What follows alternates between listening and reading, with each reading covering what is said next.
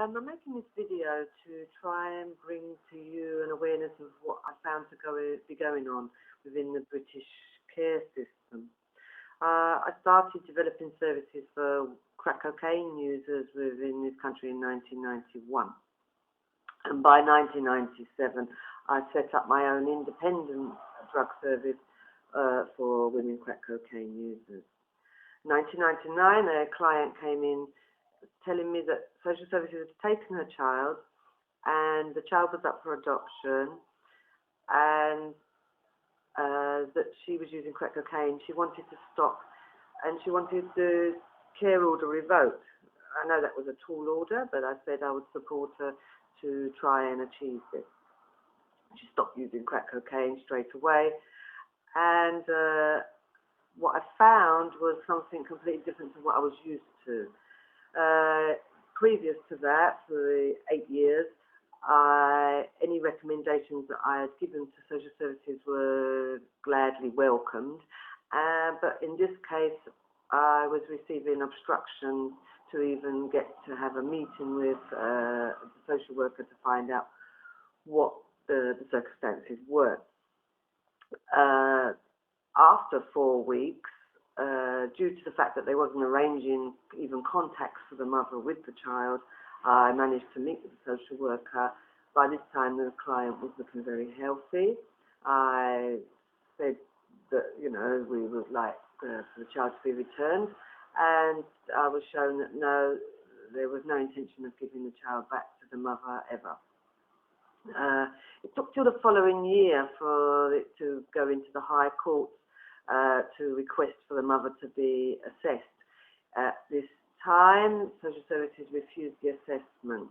Following on from that, there was 2 psychiatric assessments, urine tests, hair tests, everything showing that the mother was doing very well, but still the obstruction was there from social services, and the contacts were very rare. And case conferences, it took a long while before the mother was even invited to a case conference, and when she was invited, it wasn't running like they normally run. Due to this, I went to the chair of social services, who also ran a child play scheme service, which I had previously worked with, so he knew me pretty well. I expressed to him the obstruction I was receiving from social services, and he said he would go and speak to them and see what he could do. This seemed to be very successful. Following from that, they held a case conference, and everything ran normal, how I was used to seeing it. The mother was asked on forms what she required from the service and so forth. Following from that, the courts, in the courts, it was agreed that the mother would be assessed to see if the child could be returned to her. Normally, Guardian ad litem social workers come and visit me to see what my opinion is on a client, but in this case, none had come anywhere near me. They showed no interest in hearing my point of view. But following on from visiting the chair and the courts agreeing to assessment, the Guardian ad litem visited me. She asked me who I knew within social services. I informed her that I did know the chair, and this seemed to be an important issue. After this meeting, I'd like to tell you that I was informed that the chair was forced to resign, or he was asked to choose between being the chair of social services or to give up the service that he'd been running for children for years. So he resigned from being chair of social services. On the day of the agreement in court for the mother to be assessed with the daughter by an independent social worker, it was also requested that the child could be taken to Ghana for a month. The judge agreed to this, and therefore the mother had to wait a month for the child's return to be assessed. The assessment went very well. and the social worker could see no reason why the child wasn't returned to the mother. On the return from Ghana, the child was very skinny. Normally the mother on contact would take the child new clothes and dress her in the new clothes. On this occasion, the child wouldn't let her actually change the clothes, and after the assessment was finished, the foster carer come and jokingly said to the mother, you know, she didn't let you change her clothes, I bet. And no, she didn't. The assessment went fine, and recommendations were made for the child to be gradually increased in contact with the mother for the eventual return. At the last contact with at a nursery with the child wet herself, so the mother went to change her and witnessed that the child had swollen vaginal area, pink in colour, discharge. The child is black. She called the social worker that had been allocated that day to witness what she saw, and was quite horrified, really. She later called me, and the next day we went to social services and asked that the child be examined by a doctor. This was obstructed yet again, and they phoned the foster carer, who said, oh, it was because she'd had some antibiotics recently that had caused some thrush. This pointed with the decision to not have the child examined. We went to the local police child protection unit, who said that they would examine her.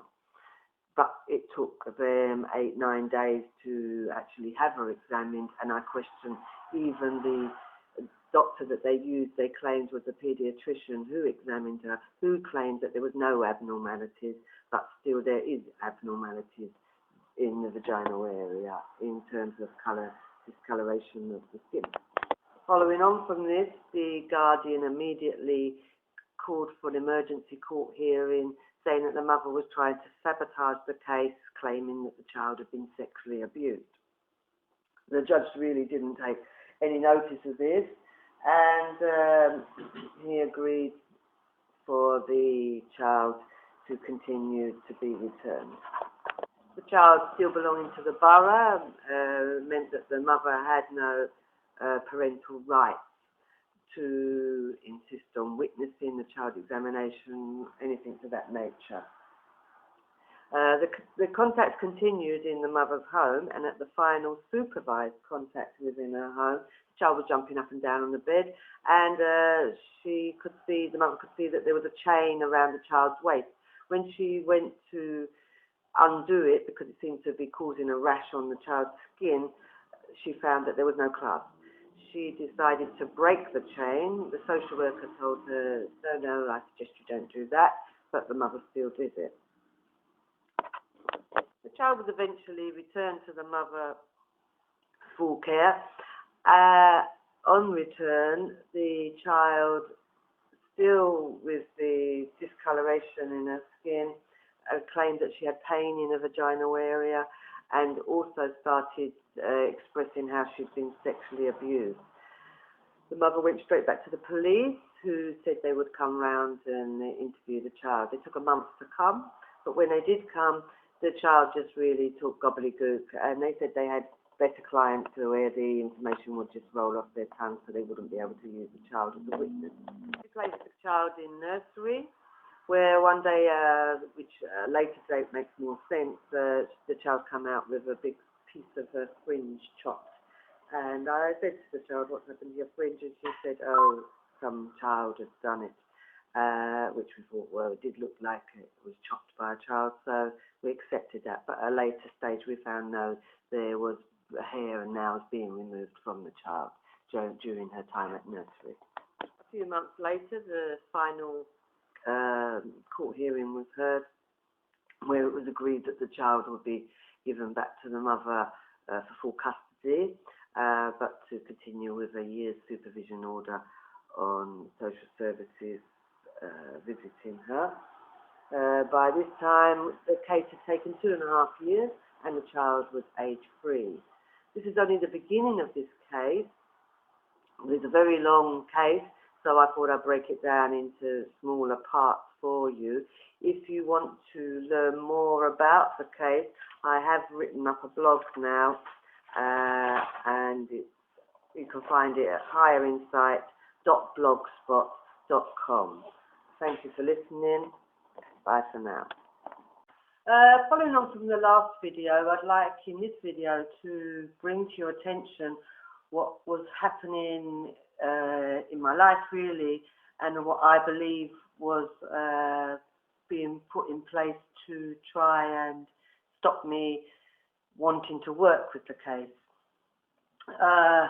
If we go back, in 1991, yes, I set up services for women crack cocaine users, developed the services in this country. I had no problems until 1996, and my phone started to click when I spoke to a certain person on certain topics. I wasn't actually doing anything wrong. In 96 also, the health authorities brought in a policy. They wanted to have drug services do outcomes and assessments of clients to justify how they spend the public money. Although it caused a conflict with working with crack cocaine users because it meant having to ask loads of personal questions on their first assessment, first attendance, which wasn't how I worked with crack cocaine users, and I didn't actually feel it was a way forward. I did express this, but it was new policies, and therefore I set up my own independent service for crack cocaine users in 97. On setting up the service, the clicking continued, but in addition to this, a squeak developed on my home phone each night between about 11 and 1. And also, I would run the service that it was on an evening, clients could just drop in, and on them nights, there was a car always set outside the premises with their lights on, 2 guys sitting in it. Maybe they were just waiting for no one, I don't know. But they were there. And sometimes a guy outside my home in a car, but wearing a leather jacket, like a motorbike jacket. So it's sort of contradictory. He's sitting there, but that's that. After leaving the voluntary sector, I started to experience pain in my hip, which gradually developed and got worse until by about March 1998, I was unable to walk and I was admitted to hospital. I had a prolapsed disc. They wished to do surgery, but I refused the surgery and asked that I try to heal myself. So they plaster casted my body, and I went home to attempt to heal myself. On my return home, the squeak actually stopped, and the squeak wasn't around until in the November of 98, I failed really at healing my spine and agreed to surgery to be enabled to walk. On return from hospital, able to walk, within a day, the squeak returned to my house phone. The following year, I continued back in running my service. I funded myself by providing training to other drugs workers in the field. This enabled me to offer my services for free to the clients. It was in late 99, that the client in question with this paedophile case entered my service. After she entered, then the phone developed a new part which was to hiss when I was speaking to a certain friend on the topic of the case. If we changed the topic and spoke about her children or something different, then instantly the hiss would stop, return straight back to the client, and the hiss would begin again. Therefore, demonstrating to myself that it was specifically this client that was causing my phone to have the hissing noise. Following year 2000, the client started to develop telephone interference, and also my internet connection became extremely bad, but I couldn't actually download anything. It would just disconnect whilst downloading. In early 2001, my cousin came round to put my speakers up on the wall. He had a device that picks up electrical signals in the wall to know not to drill there. He placed the device against my front windows, and there seemed to be a line that went across the screen, across the window pane, that said there was electricity going along that direction. I went off to play with the machine while he continued to put the speakers up into my kitchen area at the back of the house, and again I found a line that went across the window at the back of the house. I called my cousin. We looked out of the window. He looked too, and he pointed out that, all the satellite dishes at the backs of all the houses are all pointing this way, but the satellite dish in the house straight in front of me was pointing straight at me. Also, this house, no one actually lived in it. They had been building it since I took on the case. They'd been building the loft, and always a light was left on there 24/7. Also in 2001, my hours of training started to drop, which meant I wasn't earning enough money. I went back to the original chair of social services as he ran play schemes in the borough and asked for him to give me some work to earn some more money. Normally, when I contacted this guy, instantly he would accept my phone calls and I would always be able to work for him. But in this time, now I wasn't able to actually make contact with him to ask for work, and I had to tell receptionists and workers, please tell him I need work. I never ever did get any work come my way. Where previously I'd been able to take agency work, care work, I was trying with agencies to take some care work now, and I wasn't getting the work. It was late in 2001 that the facts around the child abuse came to light, and due to the lack of interest in it by social services and the police, my spine actually collapsed again, not into needing surgery, but I wasn't able to walk, so I signed on for benefits.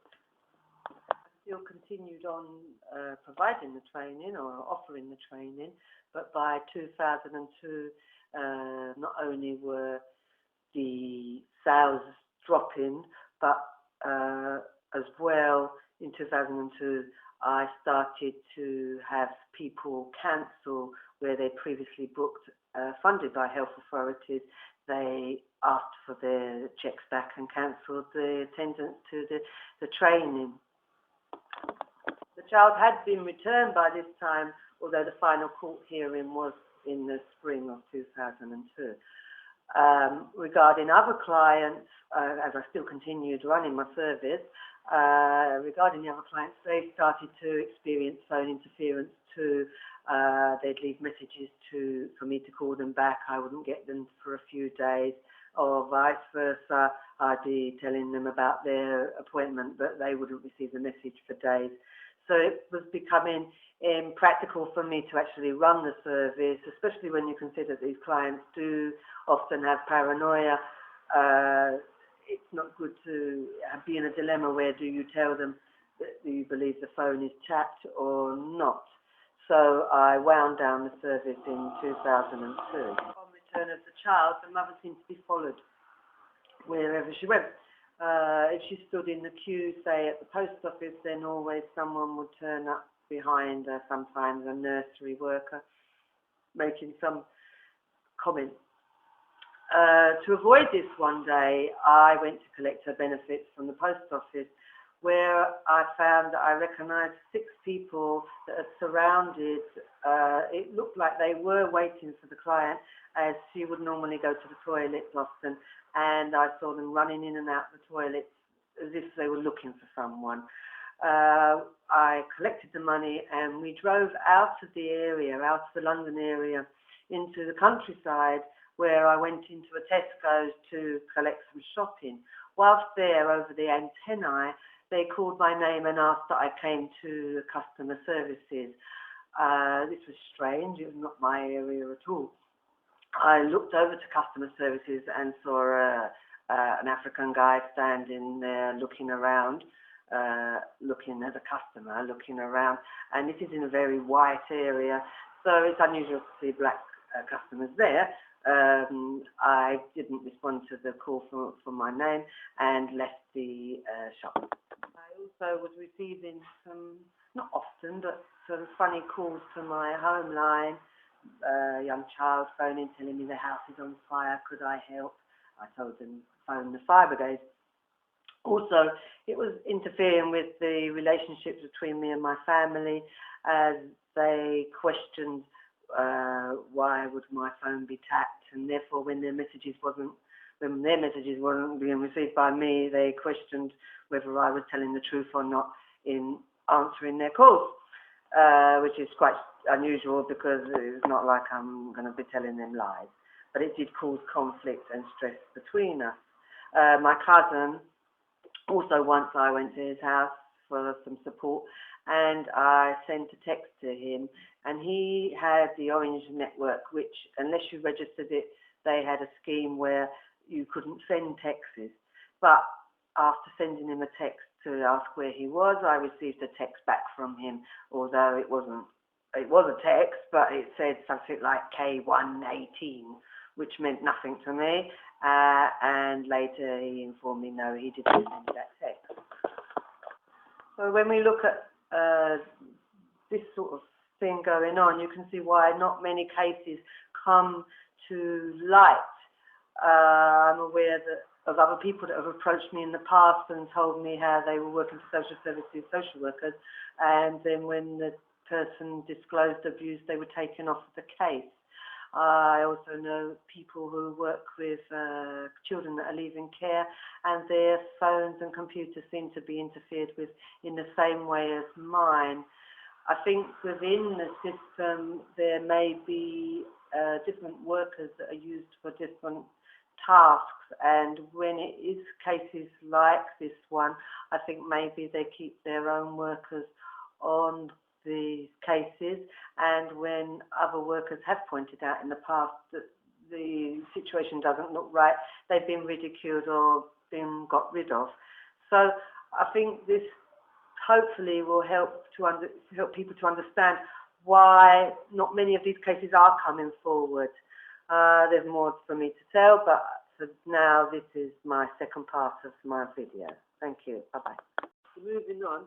The child was returned to the mother, but did the case end there? No, it got a lot worse.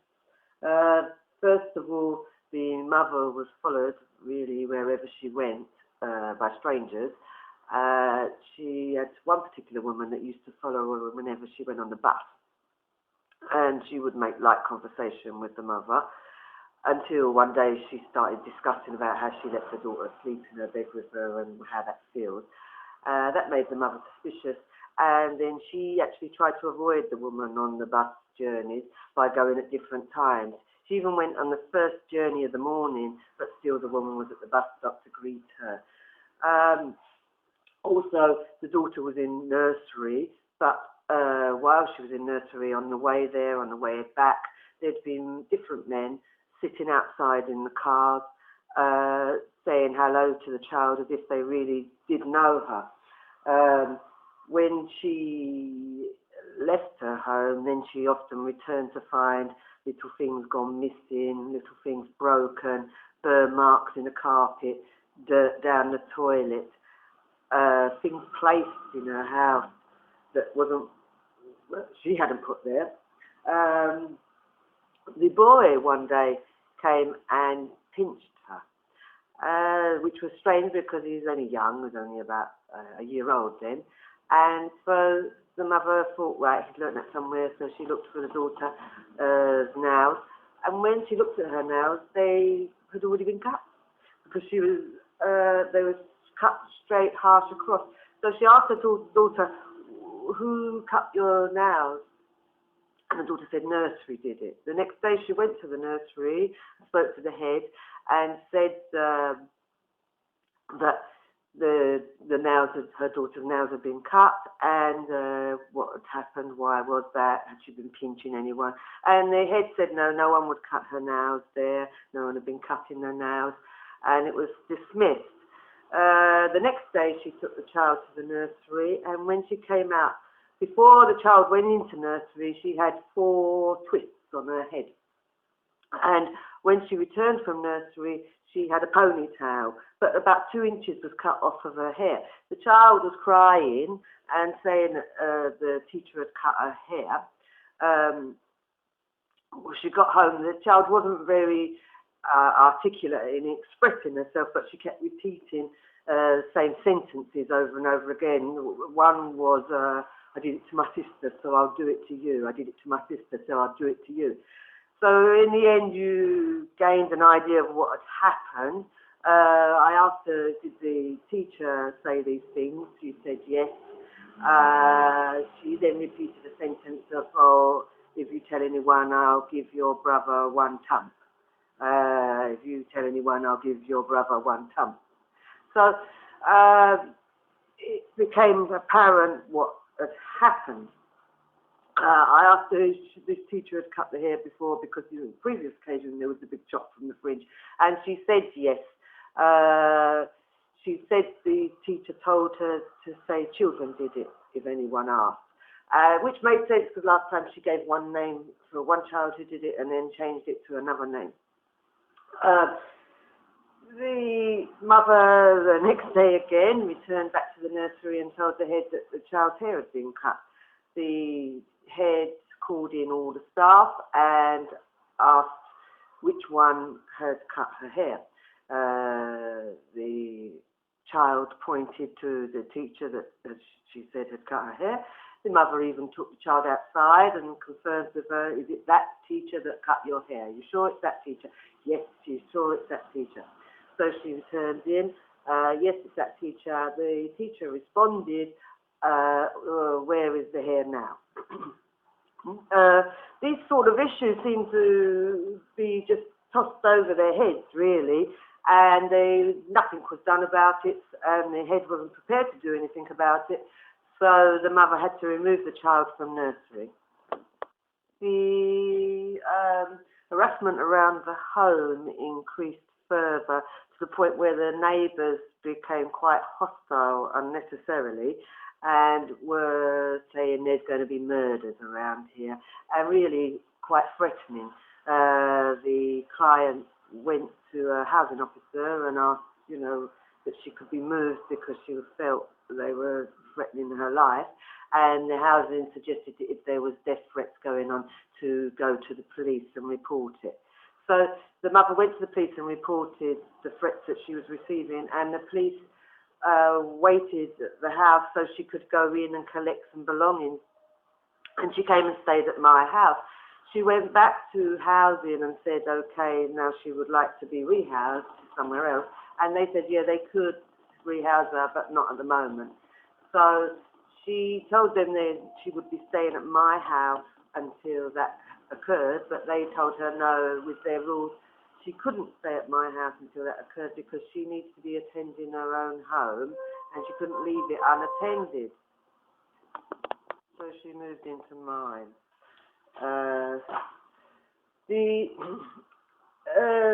While they were living at my house, they were still under the supervision order from the court for the year. We informed social services that they've moved to my house.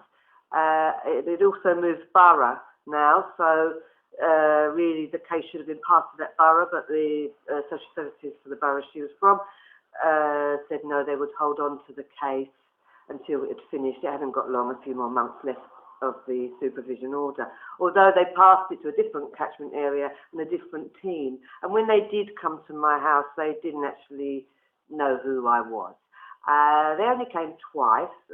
Social services came with a health visitor from the area borough that she was now staying in, and this health visitor was insisting that she attended their clinic with the children, but she had already registered with my local GP and also the health visitor there, so she said no, she wouldn't be going to their clinic. They reported they had no concerns. The harassment now moved to my home, and little things would go missing, and I asked for CCTV cameras to be put up in my house, which they were, and but what I found is when we went out, my videos were replaced by someone else's blank videos with a little bit of sort of John Wayne footage. I think it was John Wayne at the beginning saying, "Oh, there's work for you around here," and then a load of blank. So taping while I was out wasn't really an option of finding what was going on.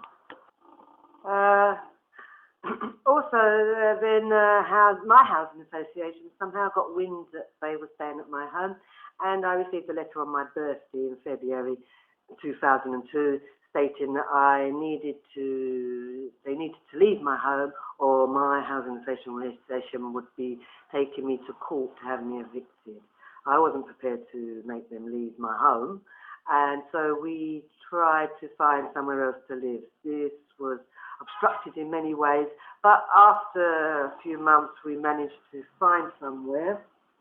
The supervision order had ended by then, and so it was new house, another new borough, and a new vision for 2002. That's the end of tape 3. I will come with more soon. Bye. Video 4, we moved house. Nice house, no space. Someone was here. Went for a walk down to the end of the road to the corner shop. Took the boy with me. He had a pushchair and he was in reins because he was quite a boisterous boy. And so we went to the shop at the end of the road, bought some ice lollies. When we came out of the shop, turned the corner, and there was a black couple hugging each other up on the corner. As we passed, the guy turned to the woman and said, "Come on, let's go." They followed me and the child down the road. The child was pulling on the reins to go on the grass verge at the side of the road. The woman from behind me asked me, she said, "Do you want any help?" I just called back, no, I'm okay. She continued on, saying, "Oh, you seem to be struggling with the child. Oh, you sure you don't want any help?" I turned round and said, no, thank you, I'm okay.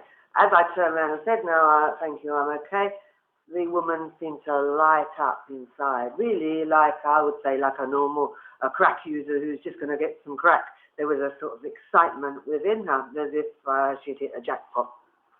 Very scruffily dressed, and considering the area, it was a white area. There were black people living in the area, but they seemed to be very professional, where these two were very untidy. She was in a tracksuit from about 1980s, a faded shell tracksuit. His hair was all thicky with fluff in it. So it was a bit strange. Anyway, she followed me down to my home, and we went in and ate our lollies. The next morning at 9:30, the police knocked at the door, and they said that a member of public had reported to them that they'd seen a child being dragged along the road. So I informed them, no, I hadn't been dragging the child along the road. The mother saw this as, no, let's deal with this situation now, because we sort of knew it's been continuing on for time. And so she told social services how, yes, she'd received the child back from care, and it seemed that she'd been in some sort of paedophile ring, and they seemed intent on getting her back. We also informed them that our phones were being tapped. So, yes, we said, oh, so social services was going to come now, I suppose. And they said, no, they didn't have any concerns. They just needed to check that the children were okay. 2 weeks later, social services wrote saying to the mother, could she come in for a meeting with them? She phoned them and said, rather than come to them for a meeting, would they come to her to do a home visit? And then they could also see the children at the same time. They agreed to do so. But then she received a letter saying she hadn't attended the meeting and could she contact them. Again, she contacted them again by phone, stating that no, they were meant to be coming for a home visit. They said that they would send a home visit appointment out. They did this, and a social worker came and she asked various questions, and all questions were answered. She said no, she didn't have any concerns. On leaving, she asked the daughter, was she looking forward to starting school, because she was going to be starting school in the end of the summer. The child was like, yes. And then she left.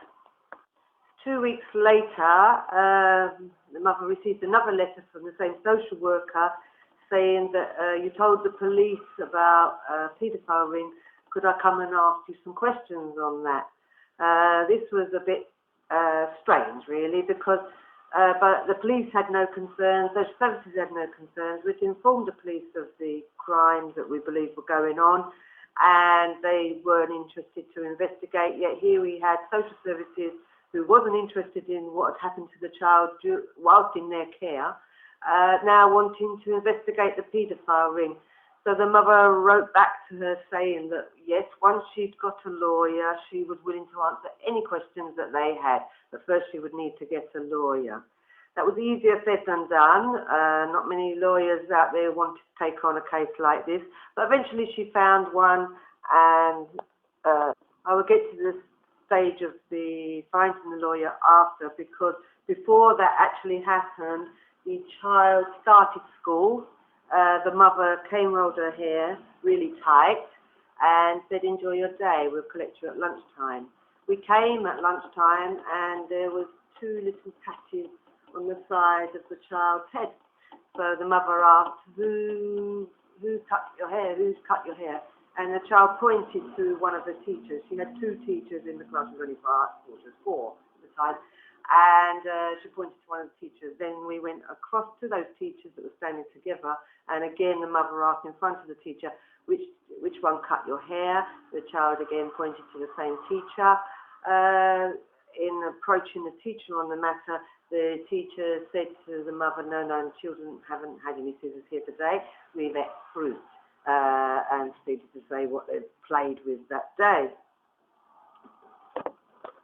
We could see that we wasn't actually going to get anywhere arguing with the teachers, so we left. A later date, the child did tell us that the teacher had taken her into a different room to cut her hair, and also she told me of the teacher was taking photos, although the child said she was taking photos, but she wasn't taking photos because she held the camera down here and she didn't put it to her eye, so she wasn't taking any photos. So my guess on that situation is no, she was videoing the child. But there you go. That's the end of video 4. I'll get on with doing video 5, and I hope you're following. Okay, thank you. Bye-bye. We're on video 5 now, and before I go on to what happened when the school cut the child's hair, I'd like to go back to in the paediatric history. When it was first discovered that the child seemed to have been abused, it was reported to the police, we remember, and they took over a week to have the child examined by a doctor that they claimed to be a paediatrician, but through the name, and I searched records, it shows that he's just a general GP. He was actually the GP for the mother throughout her life. He examined the child, and apparently he wrote in his report that there was no abnormalities. But the child was still complaining of pain, and the skin continued to stay discoloured. So when the child was returned to the mother, because the child was complaining of pain, the mother took her to a local GP. He was okay, and he said he would refer her on to a paediatrician to have an examination. This he did, but due to the threats to the mother's life and so forth, and having to move into my house and that upheaval, she actually missed the appointment with that paediatrician. So once she's moved into my house, in November 2002, she took her to my GP, who examined her. Now, when that GP examined the child, she saw the skin discoloration in the vaginal area and actually was disgusted and looked disgusted and horrified of what she saw. She said, right, she would refer her to a paediatrician and have the child examined. But this appointment never happened. It never happened, and this was in November, as I say, 2002. So in 2003, by March, no appointment had arrived. So the mother wrote to the GP asking where was the appointment, and she had to write several times, and then eventually the GP wrote back and said that an appointment would arrive shortly. Now, in 2003 also, we were forced to move again from my premises to a new home. We moved to a new home in May. The paediatric examination was for June, which we attended. When we attended, the doctor had strange ways of examining, if we call it strange. He put his hands up the child's T-shirt and started tickling her chest area. And when the mother objected, he said, no, he was just checking her heart. He then examined the child just by looking at the area, and on observation said, oh, she needs to be examined by a paediatrician. We sat down with him. He wrote in his notes she had hypopigmentation, and he said she needs to be, as I say, examined by a paediatrician, to which I responded, but I thought you was a paediatrician. And he said, yes, but she needs a paediatrician that specialises in examining sexual abuse. So we accepted this. He then told us, oh, the police and social services may be involved, and would we be prepared for that? And we said yes. After this, I was a bit perplexed by this, that he's a paediatrician, but he can't examine the child. And I phoned the medical council and asked, was there specialists in examining for sexual abuse? And they said, no, there was no such profession. After this appointment in our new house is when the police came regarding me going to get the lollies, and the social services came in the back of that, and then the child started school in September. Still no appointment came for the paediatric examination. Then in October, after the haircutting incident that we had to take the child out of the school, the police came, well, it was a sergeant with a social worker asking questions of what the mother had said about the paedophile ring, but she said she would need a lawyer. After this visit from police, an appointment came for the child. But the appointment was not for a paediatrician. There was no mention of paediatrician on the appointment. It said that she had an appointment for a neuro department. So we felt, no, the child doesn't need neuro examination, and there was no indication that this was a paediatrician. So the mother wrote back to the original paediatrician and said, you know, I think you've referred us to the wrong place, so could you please refer us to the right one?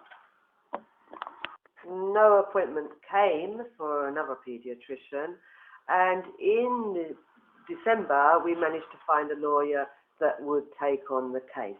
The next day the social services called an initial case conference.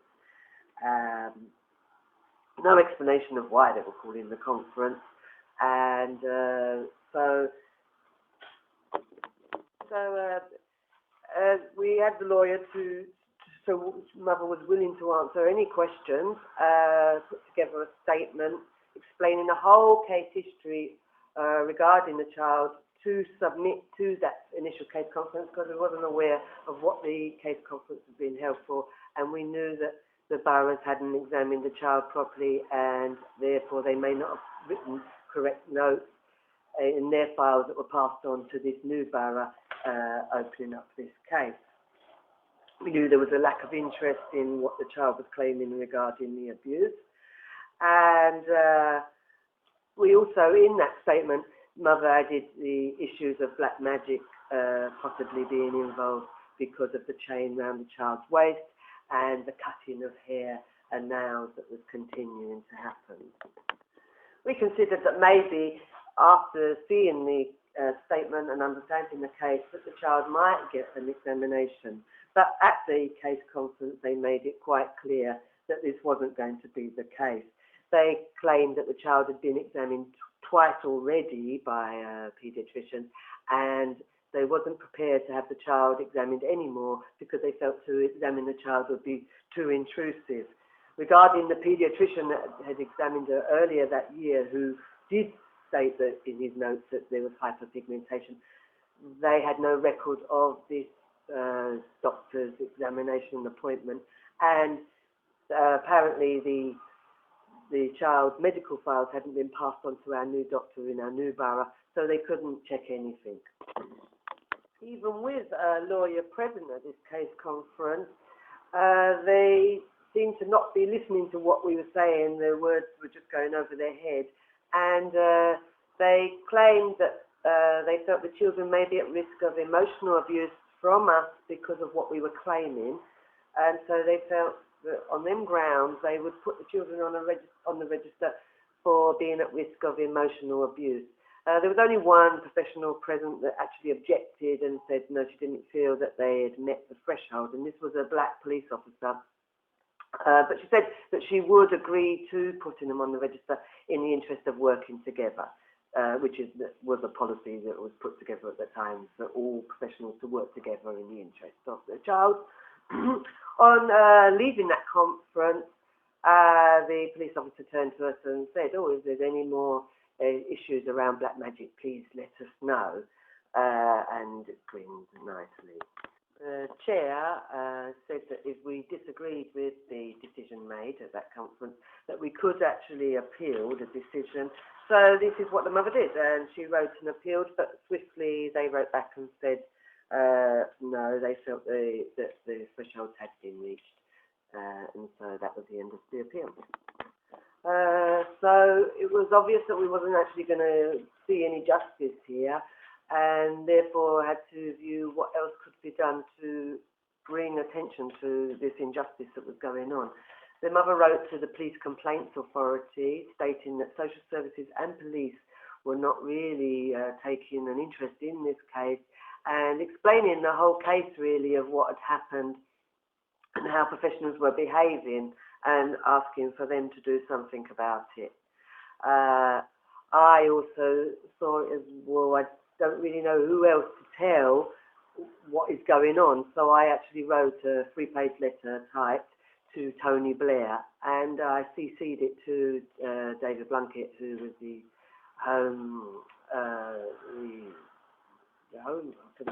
Office, I can't remember all the descriptions, and also I wrote to MI5. CC'd the same letter.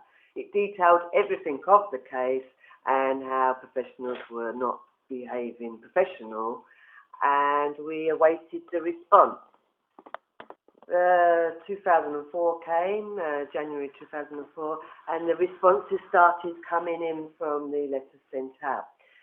Tony Blair had someone write back to me saying that even though my letter was 3 pages long, his letter was a 1-page, tiny little letter, saying it had been carefully noted. Don't really know what that's meant to mean, carefully noted. The Home Office, they wrote a 2-page letter back, quite a long letter, but in it, they didn't really relate to the issues that I'd written about.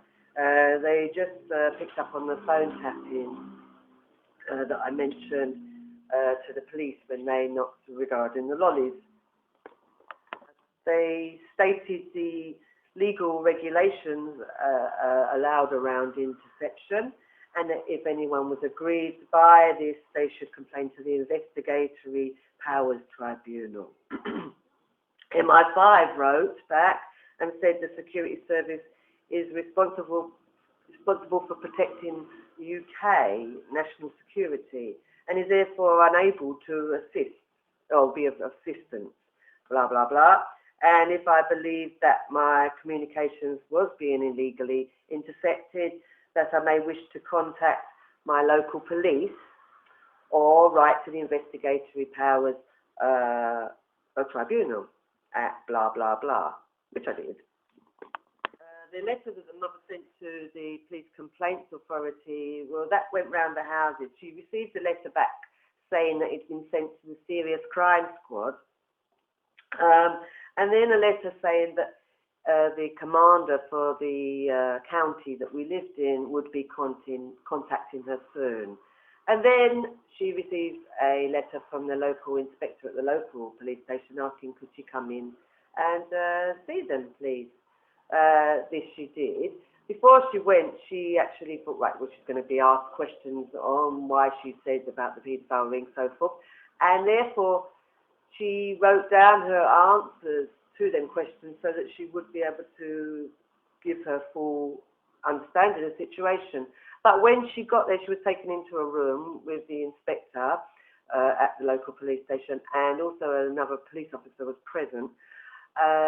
The inspector actually told her, you've been causing quite a bit of trouble, and if you continue, you may end up being blamed for what's happened to the child yourself. And they did have no questions for her.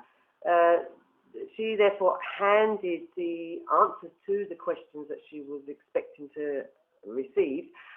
She handed those to the officer, to the inspector, and the inspector, as she said, didn't seem too pleased to have received them, and the other officer present, she said, seemed quite furious and looked angry. So the police didn't seem to be interested. The health visitor, apparently, because all we needed was for someone really to witness that the child's skin was a different colour, and that would show that there's something not right, plus really they should be examining her for what the child was complaining of.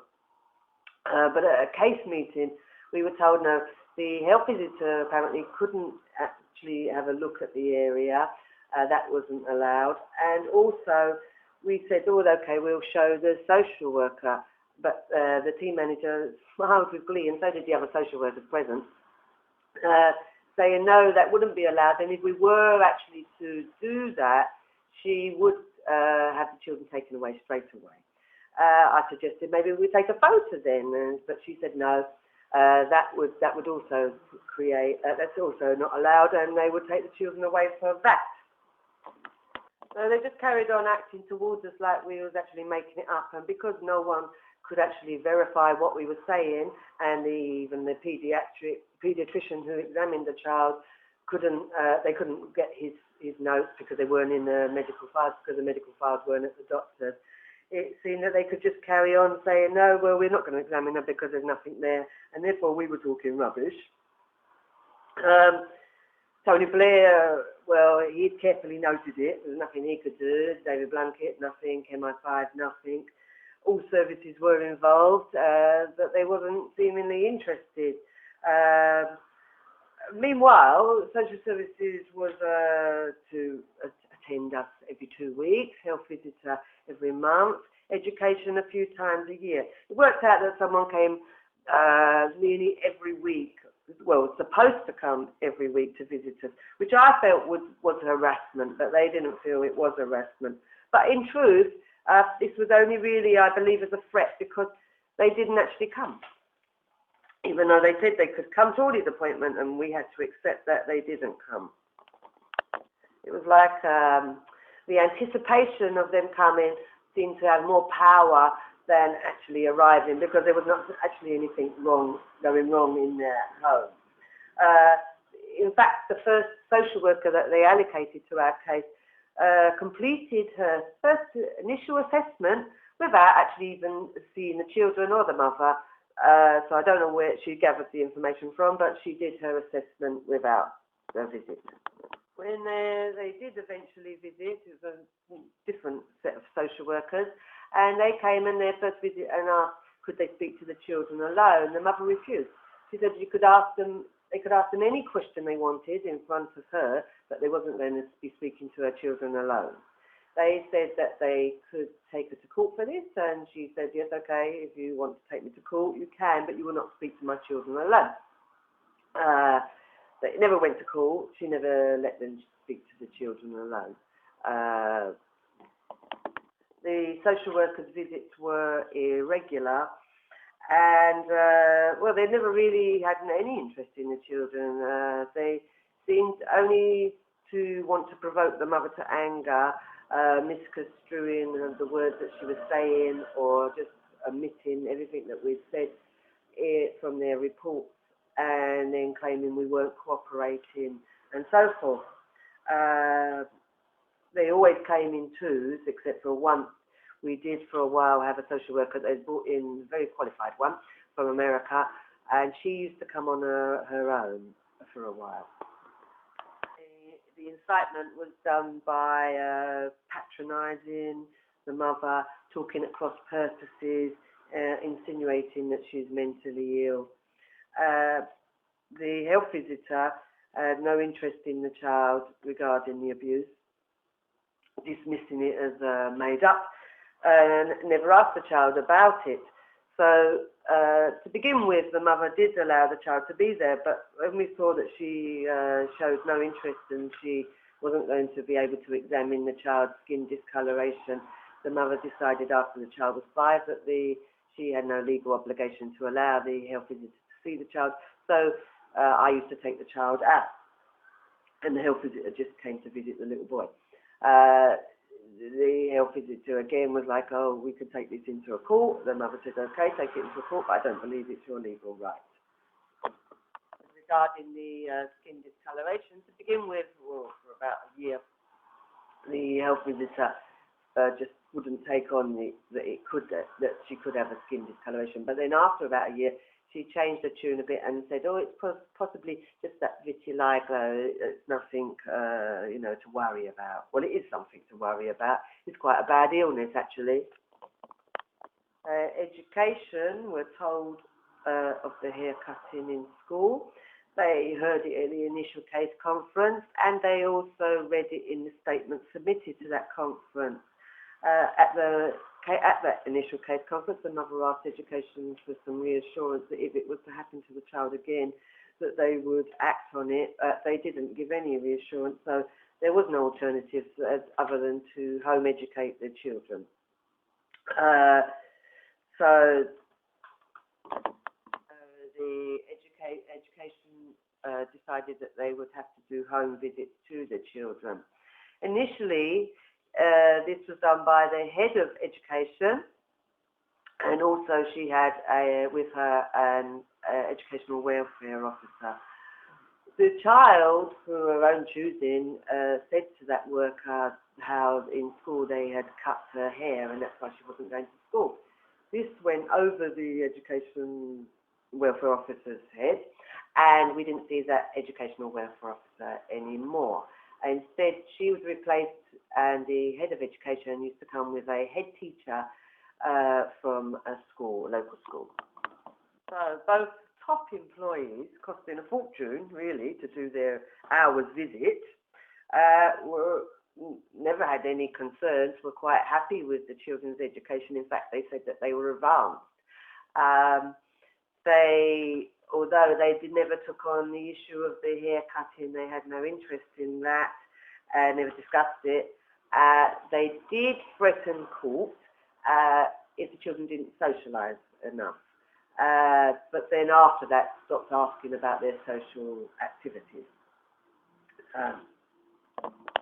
So all bodies that are supposed to be there to help didn't show any concerns with what we were claiming. And the mother continued to push for an examination of the child. And eventually social services at a meeting was, well, we can't see a way forward. We don't know what we can do. We can't go on indefinitely keeping you on the register, which we agreed to. But we said, well, if you have the child examined, that would be a way to resolve the issue, wouldn't it? But they said no to the mother, no, you can't threaten with blackmail like that. So I searched for a solution and found one, in fact, which I will go on in the next video, video 6, because this one's probably getting too long as it is. If you want to go further than I've got up to in the videos, I have done 3 blogs now, higherinsightblogspot.com, higherinsight2blogspot.com, and higherinsight3blogspot.com at the moment. I'm working as fast as I can, and bear with me. Thank you for listening. Goodbye. Okay, hopefully this is the final video in the sections for this case of child abuse within the care system. The second case conference was held in the summer of 2004. At this conference, the mother was unable to have a lawyer attend, so she chose to say that she wouldn't be answering any questions as she didn't have a lawyer present. In this case conference, the chair said that she may wish for the mother to be psychiatrically assessed. I asked for her justification of why she felt the mother needed psychiatric assessment, to which she responded in telling me that she could also ask for my assessment too. In the decision sheets following this case conference, they had actually written that they wanted the whole family psychiatrically assessed, me included. So I went to get myself a lawyer, and apparently by law they are entitled to insist on this, but by law we are entitled to request the letter of instruction that goes to the psychiatrist regarding our referral. Our lawyers, both our lawyers requested this, but the information never was sent to the lawyer.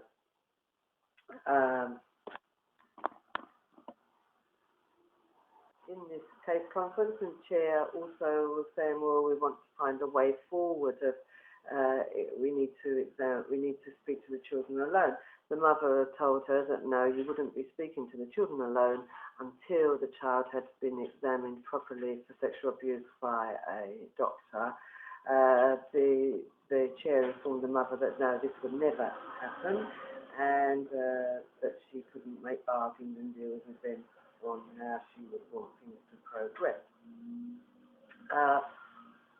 Also in the decision sheet, they wrote after that they had agreed for the child to be seen by a paediatrician, but this turned out to be just a game really, where they required the mother to write to the doctor requesting what she wanted, which she did, but it was all hoops. Because the doctor didn't respond back saying what the examination, what they would be seeing the child for, the mother didn't take the child to an appointment, and therefore at the next meeting it was decided that the children were no longer on the register for being at risk of emotional abuse, but now were to be put on the register for a risk because of neglect, because we didn't attend that appointment. The social workers didn't really come round in 2005, other than the social worker would come a few times, but it was like a repeat, that each time she would come and ask us to go to our local GP and ask that he refers us for psychiatric assessment, and we would inform her, no, we don't actually want the psychiatric assessment, and so no, we won't be going to our own GP requesting this, and therefore they'd write in their papers, social services, that we were refusing psychiatric assessment, which wasn't the case, and they was never writing to our lawyers saying that what the letter of instruction would be for the psychiatrist to assess us. So no social workers came towards the end of 2004. January 2005, we had police knock at the door. The mother answered at the window, and the police asked could they come in and ask a few questions. She said no, it wasn't convenient because we were just about to eat our dinner. She went to shut the window, but the police officer was holding onto the window tight, wouldn't let go. So she left him with the window and went to serve our dinner. We took our food upstairs. We had a table upstairs, and we took it up there because I had a bad back so that I could lie down whilst we ate. Within about 10-15 minutes, the police were coming up the stairs. They'd obviously climbed in through the window, disconnected our CCTV cameras, and came in to ask questions. They asked could they speak to us separately, to which the mother said no, they'd need to talk to us as a whole family, or no, we wouldn't be answering any other questions. The police started by saying that social services were concerned because they hadn't seen the children for a few months. We told them yes, because they hadn't arranged to come. There was no problem for them to come and see the children. They then continued on to say, well, the children haven't been seen by doctors for a long while. And we pointed out that the children wasn't ill. Then they continued and said that the children hadn't been to school for a while either. And again, we informed them that we home educated the children. The two social workers that were present here were fully aware of our case. They were our social workers, but they didn't inform the police of why this misunderstanding was occurring. They questioned all of us. The police searched the rest of our house. I don't know what they was actually looking for. And then on completion, the detective filled out a form and that had like carbon copies saying that this was the search warrant. So you fill that out after they've searched the house. And then they left. No record of this ever appeared on any case conference report, any statements written by social workers and so forth. It appears that the child was never actually going to get an examination. The mother's lawyer suggested that maybe a different way to go about it was to write a complaint to the local council, and when they refused, then she could take it to court for a judicial hearing, because all along each body had been threatening to go to court, go to court, go to court. And in a sense, the mother felt, well, maybe we should go to court, because then maybe a judge could hear this case and hear her where she is not being heard. And so that was seen as the way forward. It didn't actually go that way, because after she wrote the complaint, the local council just ignored it. So she then went on to complain to the local ombudsman that they'd ignored her complaint. He said that she needed to give them 3 months to deal with it, and so that's what she did. The social services manager that was dealing with our case, then after 3 months responded with a letter that had much misinformation in it. So the mother had to write to the ombudsman and back to the social worker saying that there was misinformation in that letter. The complaint continued on all the way up to the chief executive for the borough, and went nowhere really. In May 2005, the next case conference was held. But at this time, the mother wrote a statement saying that she wouldn't be attending this case conference because she'd spent so many times attending the conferences and no one was actually listening to what she was saying. They were misconstruing what she was saying. They were treating her as if she was mentally ill. And so her words wasn't being heard. And so she couldn't see actually a point in attending the meeting. So she didn't. So none of us attended the case conference. But at that case conference, the decision sheet showed that they'd made a decision to take the children off of the register now, because they reported that the children seemed very happy. And also on that register, on that decision sheet, they had written that they would make an appointment for the child to see a paediatrician, but they wouldn't be following the case further on from that. The rest would be down to the mother. So the children would be registered from Child Protection in 2005. July 2005, the social worker actually wrote to the mother saying that she was liaising with the paediatrician and would be informing us of the decisions made when she attended for a home visit shortly. She arrived for the home visit and said that the mother needed to write to the doctor requesting what she wanted the doctor to actually see the child for, which the mother did. the appointment never happened. And so she told the local ombudsman who was dealing with the case, and he referred this on to the Social Services Complaints Department. And they wrote to the mother saying that they wanted to investigate, and the letter had a crime number on it.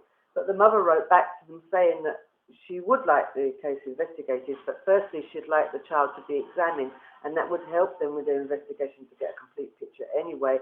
And the investigation she only saw as secondary. So she forwarded the CC copy onto the local ombudsman too. 2006, January, she received a letter from the ombudsman saying that he would no longer be writing to her as until after a paediatric examination. If after a paediatric examination she wanted him to investigate further, he would deal with it. But he recommended that she went to a local GP to get the appointment for the paediatric examination. This she did, and with many obstacles, eventually the local GP referred her to a paediatrician. Although she requested that the paediatrician examine the child for sexual abuse, the paediatrician didn't. We went to the appointment. The paediatrician just glanced really at the skin discoloration and said that she needed to think about it. She wasn't sure whether it was a vitiligo or caused by an inflammatory infection, and she would think and then write to the mother once she'd decided. Even though the mother asked her to examine for sexual abuse, that went over her head, and therefore she asked her could she refer her to a skin specialist. She agreed to, and later the child was taken to a skin specialist for examination. At the skin specialist, the conduct was very unprofessional, not even asking the child her name. She asked the child, right, take your knickers off. She had to look quickly at the area and said, oh, vitiligo. The mother asked, could that be caused by sexual abuse? To which the doctor became quite agitated and said to the child, has anyone touched you there? To which the child responded, yes. And then information was given as to whom, and the doctor stormed out the room. She went and got another doctor, who was apparently a consultant and skin specialist too, and asked her, is that vitiligo? She agreed it was. We again asked this doctor, could that be caused by sexual abuse? To which the first doctor became very angry and said, you're trying to get me to say it was caused by sexual abuse. I'm not going to say that. Pushed the mother out of the way and left the room. We were left really looking perplexed. What do we do? So eventually we just left the hospital. But in later reports on what happened, you can see that the doctor wrote something completely different in her notes. Because this led to nowhere, the mother decided to write to the GMC and complain about the experiences she was having with the health professionals. GMC is a General Medical Council. She outlined the case to them, and she got a response back from them saying that they only deal with the serious allegations, and therefore they'd forwarded her complaint on to each of the health authorities involved in the case and requested that they inform them of the results after their investigations. Still today, some of them haven't responded to that request. We can get through. The doctor, who the police say was a paediatrician, who first examined the child and said there was no abnormalities, he hasn't responded. The local GP, my local GP, who examined the child and was disgusted by what she saw, she hasn't responded. And also the doctor who examined the child and wrote in his notes hyperpigmentation, he hasn't responded. So it's never really completely finished, that investigation. The doctor, the skin specialist who stormed out of the room, actually changed her notes and said that the mother pushed her, and the mother, well, we all stormed out of the room from her, which we wouldn't have done. So the mother forwarded on all information that she got from the health authorities regarding her complaint back to, sent it back to the investigating officer who was dealing with the complaints of the GMC. But she wrote to the mother saying that she wouldn't be writing to her anymore unless the health authorities involved did find a doctor that was unfit for practice. And she added that the mother if the mother wasn't satisfied with the response that she got, she could complain to the health commissioner. So the health complaint system failed really to help. But obviously, now that we've got the doctor that's saying that the child's skin is a different colour, then obviously there's a discrepancy because some doctors have said there isn't and some say there is. So therefore, if you couldn't get the child to be examined for sexual abuse, even though that's gone on, the mother felt maybe a lawyer would be able to take on social services on grounds of neglect, and then this could get the child examined. So she proceeded and found a lawyer to deal with taking the case on for neglect. He found one. He agreed to take it on. He said he needed the medical records, which he was given, and he needed permission from the mother for the files from other lawyers to be sent to him. She signed and agreed for this. He wrote and said that he'd received one of the files from one of the lawyers and he would read them and then proceed to contact the mother and see a way forward. But he never did. But a year later, in 2008, he sent the files back and said, I've returned the files because he hadn't heard from the mother, and he wouldn't be doing any more unless he got directed to do so by the mother. So, lawyers not helping, police not helping, health professionals not helping, social services not helping, education not helping, the Ombudsman not helping, Tony Blair, no, David Blunkett, no, MI5, no, and with the newspaper they can't actually cover anything without evidence, so the newspapers can't deal with it either.